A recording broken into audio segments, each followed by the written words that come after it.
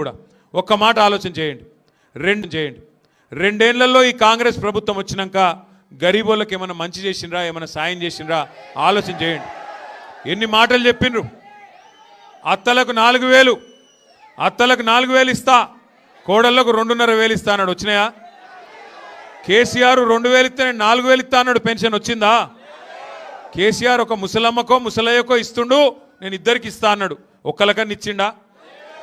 కేసీఆర్ గారు కళ్యాణ లక్ష్మి షాదీ ముబారక్ పేరు మీద ₹1,00,000 ఇస్తే నేను తులం బంగారం ఇస్తా అన్నాడు. ఇచ్చిండా? నేను ఆ రోజే చెప్పిన, ఏమని, వీళ్ళు బంగారం ఇచ్చేటోళ్ళు కాదు, మెడల పుస్తల తాడు కూడా ఇచ్చకపోయే బ్యాచ్, ఇది మంచోళ్ళు కాదని చెప్పిన. నిజంగా కూడా ఇలా పరిస్థితి ఏంది? హైదరాబాద్ చుట్టూ రంగారెడ్డి జిల్లాలో కానీ, మేడ్చల్ జిల్లాలో కానీ, హైదరాబాద్లో కానీ మొత్తం రియల్ ఎస్టేట్ను పండబెట్టిండ్రు. మాట్లాడితే ముఖ్యమంత్రి గారికి బూతులు వస్తాయి.